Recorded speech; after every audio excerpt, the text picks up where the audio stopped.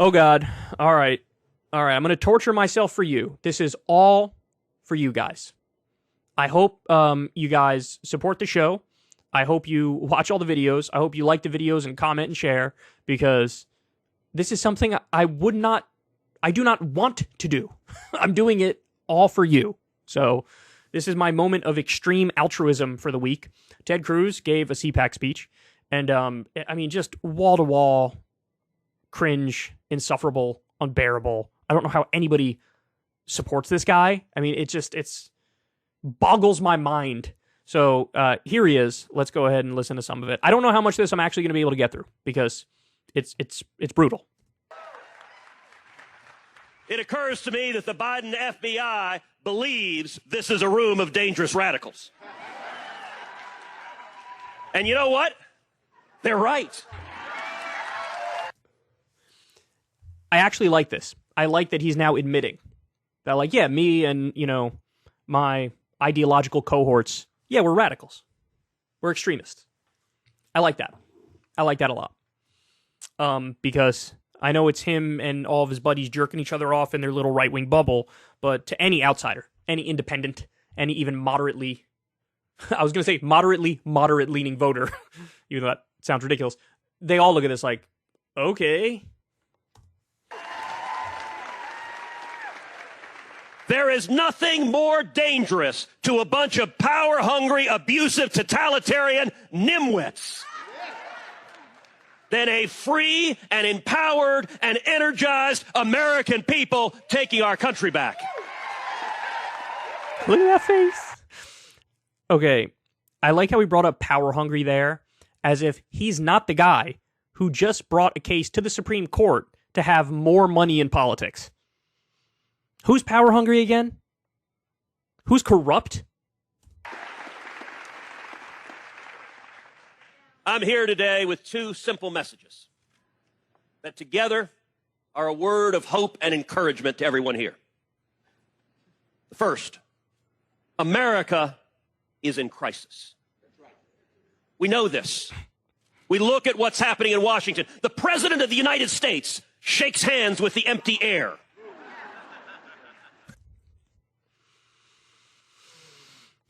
I've seen that video. In fact, when I saw the headline, I was like, oh, I'm definitely going to cover this. I'm definitely going to cover this. But then when I watched the video, I was like, I don't know. Because people are making the claim Biden is so dementia-laden that, he thought he was actually shaking somebody's hand. And I thought that was kind of an overreach. I watched the clip and I thought, I mean, maybe? But he also might just be, gesturing at somebody in the audience, like, you over there or whatever. So I was going to cover that because nobody likes to beat up on Joe Biden more than I do. And, I've played the clips of him having those moments of, just total brain fart, total sundowning stuff. I've played those moments. I don't shy away from them. And I brought up a lot of that during the primary when I'm like, hey, Bernie's the guy. This guy's losing it. And he is losing it. There's no doubt about that. But that video, I was like, people are maybe reading into this a little too much. And so I didn't end up covering it. But of course, Ted Cruz is going to go with the most harsh interpretation of that video to make his little hacky argument. But he's just getting started. That ain't normal. If you look at what's happening in Washington, everything is going wrong. We got out of control inflation. The cost of everything is going through the roof. The cost of food through the roof. By the way, Republicans voted against an anti-price gouging bill when it comes to gas prices. So for them to vote against that and then turn around and say, everything's so expensive, bro. Okay, what are you doing to change that? Nothing. In fact, they secretly like the fact that things are expensive and inflation is a problem. They secretly are like, yes, this is good for us at the voting booth. The cost of electricity through the roof. The cost of healthcare through the roof. The cost of gasoline. The cost of healthcare through the roof, he said. Republicans are actively in favor of policies that would, if anything, increase those prices. They're all against the bill that lowers prescription drug prices. But, God, they're so shameless, so shameless. Through the roof. It's so bad, Antifa can't afford bricks. Hardy har har. T T L O L. Lol. Antifa can't afford bricks.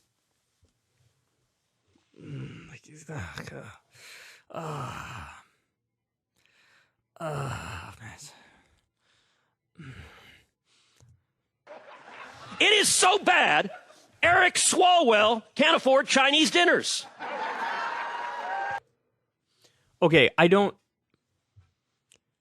I think there was some story that Eric Swalwell may have been dating a Chinese spy or something, I guess. I think that's what he's referring to. But, like, look, I am a political junkie. I do this shit for a living. He makes that joke. I'm not even 100% sure what he's referring to. Dog, what are you doing? This dude is incapable of coming across just normal. Incapable of it. His whole, like, he only appeals to, like, the Ben Shapiro demographic and, like, the Charlie Kirk demographic. There's not a single shred of normiedom left in Ted Cruz, and that makes him phenomenally unappealing to your average person. It is so bad. It is so bad that AOC can't afford fake handcuffs. So I'm sure you guys know what he's referring to there. There was a video that kind of went viral. I think she went to some pro-choice protest or something, and she was getting arrested, or at least, I guess, taken away or taken to the station or whatever. And so she put her hands behind her back like this and walked, and the cop was right behind her. And people are saying, oh, look at her. She's trying to be like a revolutionary, and so she's pretending to get arrested. I watched the video. I looked at it. I thought, yeah, it's kind of cringe, and maybe she's doing that. Maybe she's trying to appear like cool, or sort of play up the fact, like, look at me, I'm taking on the establishment. That's possible, but then also, like, 5 or 10 seconds into the video, she raises her fist in support for everybody else. So she's faking being arrested. It's weird to, like, then put your hand up, put your fist up, and act like, solidarity or whatever to everybody else who's protesting. So, I mean, look, overall, I do think AOC is kind of cringe. But yet again, it's like they take the harshest interpretation of the event and they pretend like, that's the truth of it. And I'm not sure I buy that. Plus, if it is true, and she made this point too, she's like, look, when a cop says, like, I'm taking you in or whatever, the first thing you do is put your hands behind your back just because that's what you do.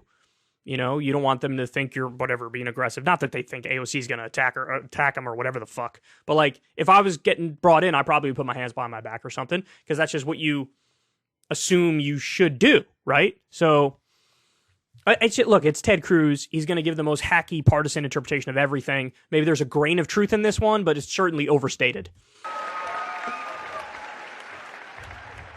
We have crime skyrocketing across the country, murder rates going up, carjacking rates going up. We have chaos at the southern border, the worst illegal immigration we have seen in 62 years. It was just announced that Joe Biden is going to basically patch up Trump's wall. They're going to keep building Trump's wall in areas where there's gaps and there's a lot of traffic. Ted Cruz undoubtedly knows that. It was reported quite a bit a week or two ago. Is he going to bring that up? Is he going to bring up, thank you, President Biden, for building the wall, which is something I support? Is he going to bring that up? Is he going to bring up that Biden has, for most of his time in office, he's fully embraced Title 42, which is automatic deportation without due process because of the pandemic, and Remain in Mexico, which is a Trump-era policy. Is Ted Cruz going to give Biden credit for being sort of right-wing on the border? Is he going to say, look, hey, he came around to my position. Looks like my position's been right all along. Is he going to make an argument like that? No, he's just going to pretend that this guy's in favor of open borders, bro. So in other words, he either is an idiot and doesn't know what he's talking about, or he's lying to make a hacky political point. And as bad as the domestic and economic policy has been, the foreign policy is even worse. Every single region on earth has gotten worse. Every enemy of America is stronger. It's so bad, we sent Nancy Pelosi to Taiwan and they were happy. Oh my God, make it stop. By the way, in a truly surreal moment, Chinese state-owned newspaper said that when Pelosi came, the Chinese should shoot her plane down. The White House press secretary was asked, what does the White House think about this? And I kid you not, their answer was, we have no position on that. Like, what in the hell is wrong with you? Look, I'm no fan of Pelosi, but the only answer to an enemy of America threatening to murder the Speaker of the House of the United States is that would be an act of war, and the result would be devastating consequences. How quickly would we be in a hot war with Russia or China or Iran or any, fill in the blank, if Ted Cruz was president? This whole, like, you know, big swinging dick macho bullshit of like, but I'll escalate 3 times whatever you do, bro, or whatever you say, bro. All these problems that we're dealing with domestically, and I have no doubt, Ted Cruz is horny for more war. And the weakness and appeasement that comes from these cheese-eating surrender monkeys.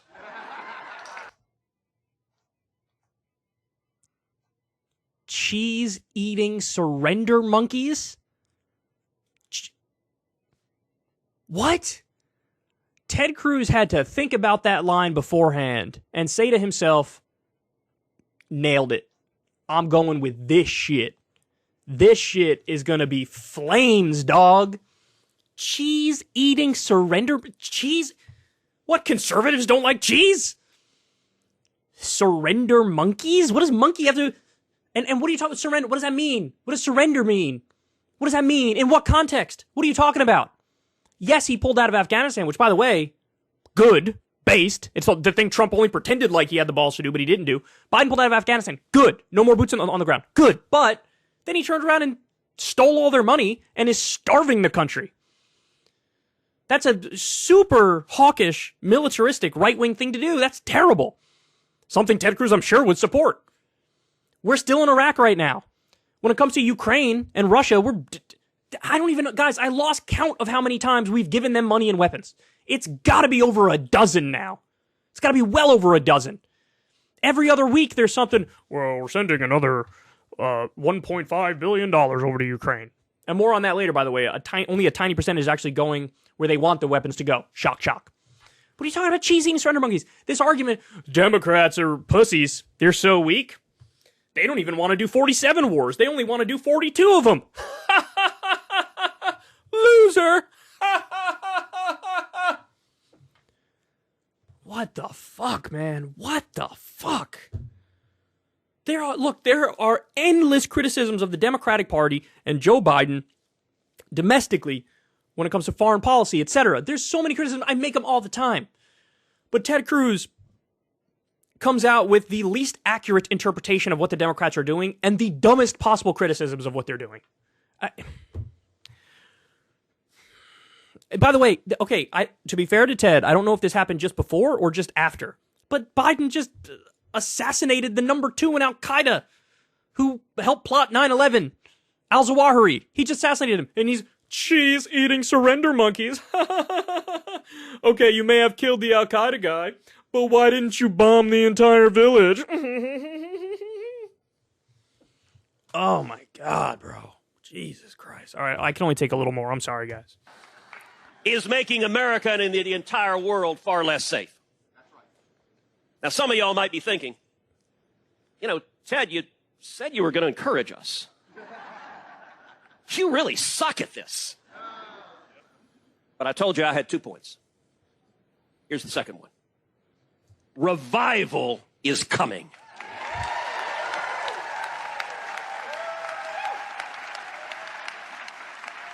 And I believe that with all my heart. You know, across American history, politics has always had a natural pendulum sense to it. One party gets in power, they go too far one direction, and the American people pull it back. That's not even true. During the FDR years, he was so popular. First of all, he won 4 times. It was after him that we got term limits. The Republicans were like, shit, we can't beat them unless we have term limits. So FDR won 4 times, and he had 80% of the House and 80% of the Senate at one point. Why? Because he materially delivered for the American people, dug them out of the Great Depression, and the voters rewarded them. So the pendulum notion is only something that happened relatively recently, from Reagan and onward. And The reason why that's the case is now neither party is serving the American people. There's differences, and it's a matter of, degree, right? So, like, they're not exactly the same, but they're not different enough. And so you have these pendulum swings back and forth. So this wasn't always the case, what he's talking about here. Every terrible idea that comes out of Joe Biden and Kamala Harris, part of me grieves, but part of me celebrates. There it is. There it is. I like it when the opposition party destroys the country. I like that. That's a good thing to me. I celebrate that. Really. I would never in a million years say I celebrate when Republicans destroy the country with their terrible policy. I'd never say that. Why? Because I want the country to do well. I want Republicans to be in favor of the policies that help the American people.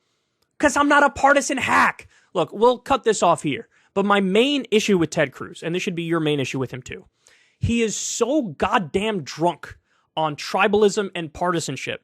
Look, also he's corrupt, takes all the corporate money and serves his donors and wrong on every social issue. It's all that's true. But he's so ruthlessly and relentlessly and viciously partisan and tribalist that he doesn't even believe in America. It's just red team, blue team garbage. And so he has nothing but disdain and scorn for the people who don't already agree with him. Now, on this show, I try to do the opposite of that. I try to craft all of my arguments on policy stuff in a way that might appeal to people who are either agnostic and don't necessarily agree with me yet, or people who might even disagree. You try to put your best foot forward and convince people and persuade people and change minds.